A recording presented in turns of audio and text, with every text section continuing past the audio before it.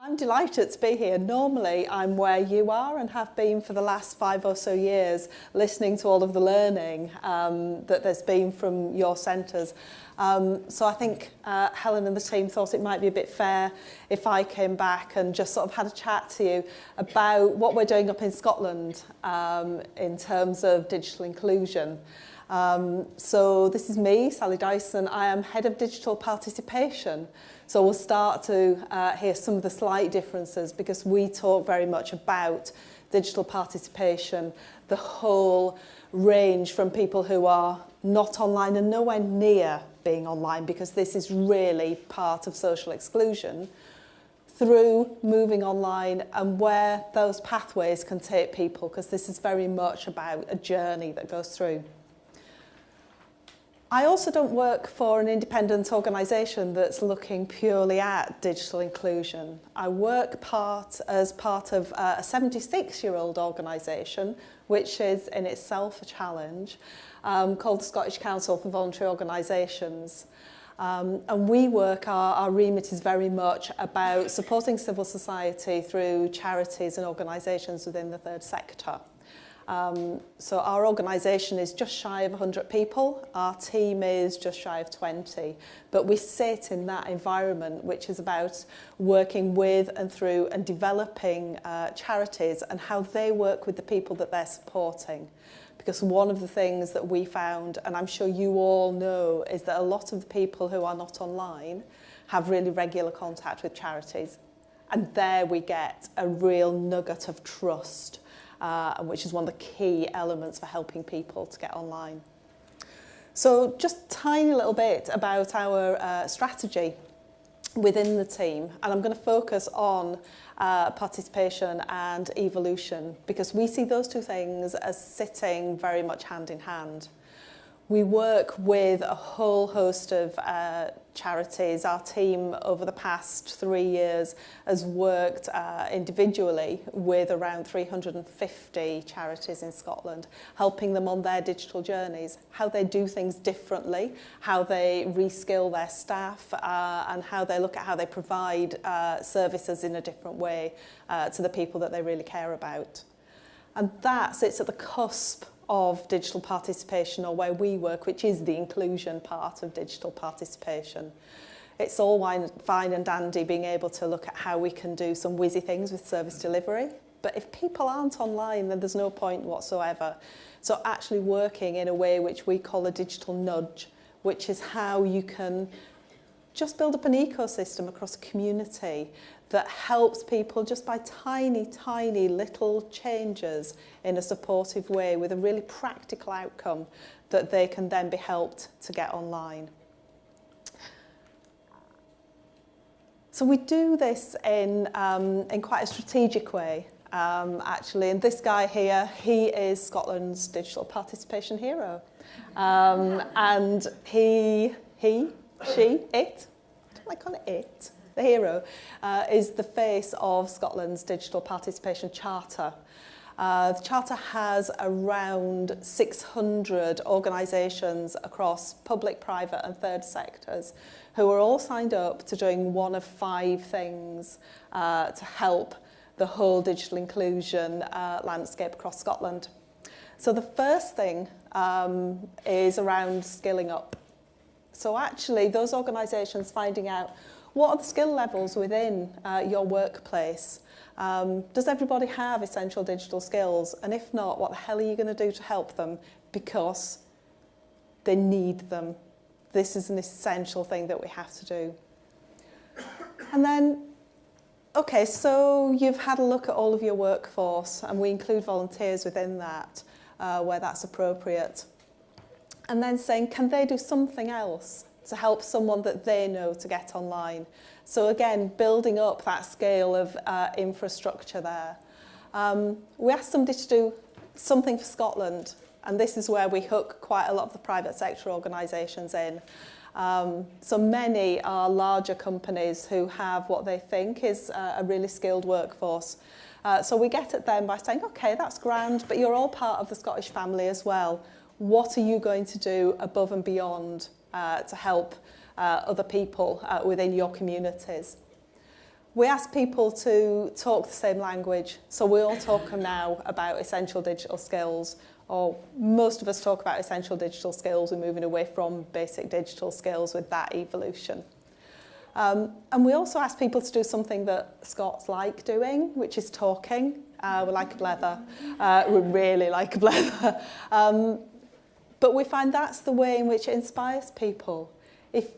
If you're not sure about where to start on this agenda, because that's often a really tough nut to crack from the workshops this morning around. So if people aren't online, how do you start that conversation? Where is the inroad?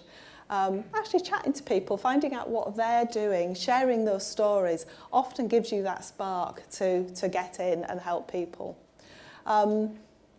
So we have organisations from really small community groups signed up to the majority of the local authorities across Scotland. A really nice example a couple of weeks ago was one of our city councils, so you can narrow it down there, took a whole week out. And what they did was they trained 1,400 of their frontline staff to be digital champions, and so they can help other people to develop their essential digital skills. That wasn't a large city, so I'm narrowing it down even further, and it began with D. And that's quite a significant proportion of their staff who are all now digital champions, understanding not only what the essential digital skills are and whether they have them, but also when to just nudge people and when to leave well alone, because it's not always, as we know, the appropriate time to help people pass on those digital skills. As I said at the beginning, we have the two elements of digital activity. We have the bit where we help third sector organisations and the bit where we help with digital inclusion. So we have a number of things. We have digital champions, we have digital fund, like colleagues in Australia. It's really helpful. We have a senior leaders programme, we have a health checkup, we go out and do lots of events and lots of chatting like this. Once you're in one of those doors, you're going to be swooshed all around the circle of support and spat out at the other end. So if you think that coming in just in terms of we'd like to do some work around digital champions and then you're going to be let out of the system, no such luck. Once we hook you in through whichever of those doors is appropriate for you, then we want to work with you really intensively. And we want you to be working with your peers, so creating this whole culture. And we don't really care which door people come in at. All of them are open at all of the times. It's just what happens once you get in there, you're grabbed. We don't set up any new networks, any new organisations. We do not encourage the setting up of new organisations because we work on a model which is local to communities, and it's around embedding passing on of digital skills into whatever an organisation is doing. And within there, we're also building up those ecosystems across communities. So it could be that we're working with a local citizens advice bureau and helping their workforce and volunteers to know when and how to pass on digital skills. They could then know about the local library. It could be a GP surgery in that local community that's also doing that little tiny nudge. It could be within a housing association that actually the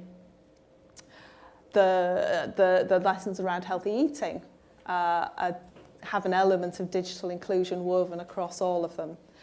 But what the workers within that local community know is that for somebody who doesn't have those digital skills, they're probably going to encounter other people who are helping them and nudging them ever so slightly, giving them the confidence and the continuing motivation to be able to have that confidence and curiosity to move on their own individual digital journeys. We all know this. I don't really need to stand here and say this, but being able to fill out a universal credit form, yes, it's absolutely going to focus people, but not in a particularly pleasant way, which is going to maintain their curiosity and confidence to go and do more and look at how their lives can be helped and enhanced and enriched through being online. We work really closely with our government, Scottish Government. Lots of the stuff that we can do in Scotland are slightly different to what you can do in England. We have a minister who has digital inclusion under her portfolio, which is fantastic. And she's really accessible and really passionate and involved within this. So Kate Forbes, she's also 28, which brings an element of we've got to do this at some kind of breakneck speed, and she brings a real energy and passion. She also comes from a really rural community as well, so understands lots of the different pressures that there are on people. I just want to highlight a number of the ways in which we're working with Scottish Government. So the Digital Participation Charter originally came from Scottish Government, but SCVO manages it, so it becomes Scotland's. So it's not seen as something that's being forced on people, but something that's really beneficial to everyone.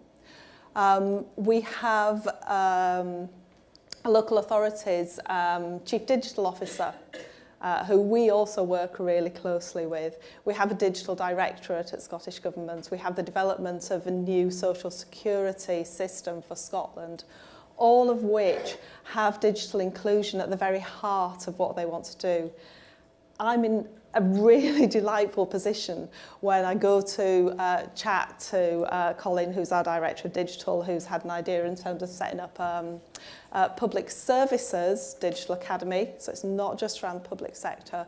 It's a no-brainer for them that the essential digital skills framework is at the heart of that, and that when we're looking at that agency, then that's going to be running across it, and that's the basis, the fundamentals, so that it really feels ingrained within everything that we do.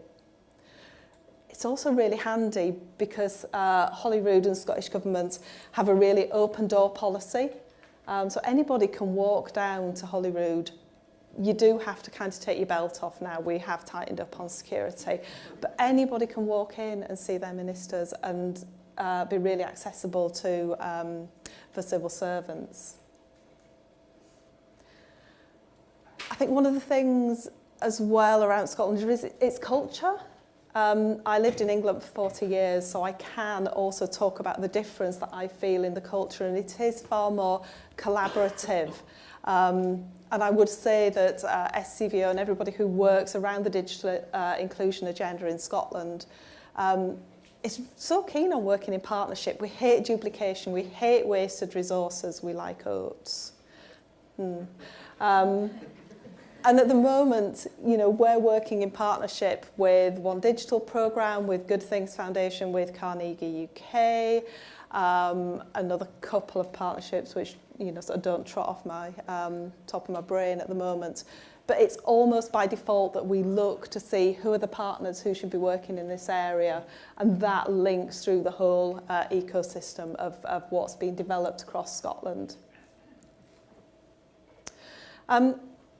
I guess the learning points are going to be pretty similar to the learning points that you have. But one of the things I just wanted to highlight, and I went entirely non-digital for this because my phone has run out of charge. I don't need to read that to you because you can see it. But one of the things that I really like when thinking about the projects that we work with, I have a little list of things here. What do these things have in common? AC/DC, taking school play photographs, weaning canaries, keeping up with hatches, matches and dispatches, pottery, tropical fish. Any thoughts, suggestions? Top 100 searches on Google? No? Maybe. These are just some of the hooks that people talk to us about, which have been the things that have helped get them online. So it's not around the push from public sector. It's around things that they're really, really interested in. Weaning canaries was particularly fantastic for me. We supported a project in Easterhouse, which people may know is a significantly deprived part of Glasgow. Someone turned up at some allotments and said, uncles died, couple of canaries, can we bring them along? 32. Some of them pregnant. Some of them had babies that needed looking after. So I guess the thing that upsets me a little bit, I am going to finish on a positive, is that this is hard. We've been going round in this circle for such a long period of time. We're all absolutely dedicated and passionate. We keep talking about, sort of the things that help to get people online. They haven't changed. The people who aren't online, the figures aren't really shifting that much. We need to continue to be passionate about this. But the thing that's giving me real heart is that there seem to be lots and lots more organisations wanting to be involved in this arena and seeing it as really, really important. And I would say let's let them in, let's let them collaborate with us, and let's work together and continue working together on this.